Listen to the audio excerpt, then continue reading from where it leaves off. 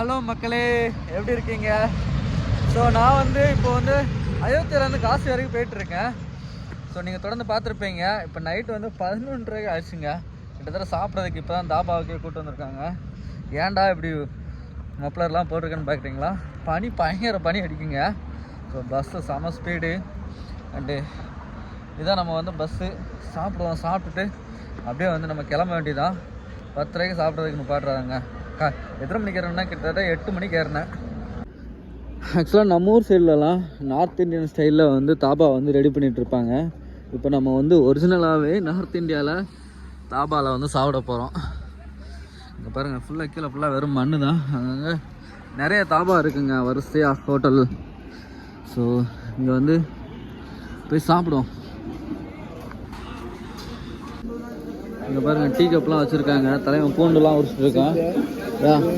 ரொட்டி பாருங்கள், பயங்கரமாக ரெடி பண்ணிட்டு இருக்காங்க. இங்கே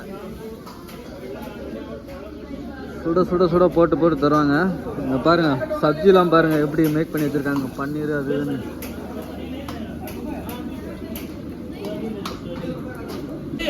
இங்கே பாருங்கள், மேக்கிங்லாம் பயங்கரமாக வச்சு மேக் பண்ணிட்டு இருக்காங்க.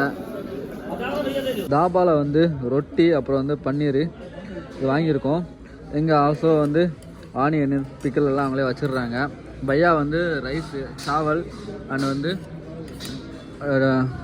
டால் வாங்கியிருக்காரு. டால்னால் நம்ம ஊரில் சாம்பார் சொல்லுவாங்க, அதாங்க பருப்பு. ஸோ சாப்பிட்டுட்டு எப்படி இருக்குன்னு சொல்கிறோம்.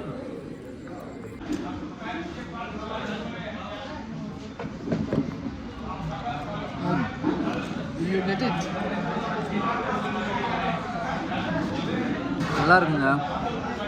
என்னென்ன ரொட்டியில் மட்டும் லைட்டாக சால்ட் இல்லை, மற்றபடி பன்னீர்லாம் நல்லாயிருக்கு.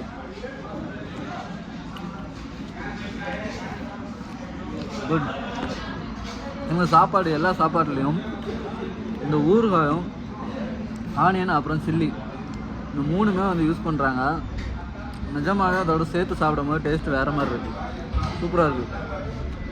ஐயா பையா வந்து இன்றைக்கி தான் சாப்பாடு சாப்பிட்றேன் நான் பார்த்துருக்கேன். அதாவது ரைஸ் சாப்பிட்றத, இல்லைனாலும் சமோசா சாட்டு இந்த மாதிரி தான் சாப்பிடுவார் ஃபுல்லாக. கைசே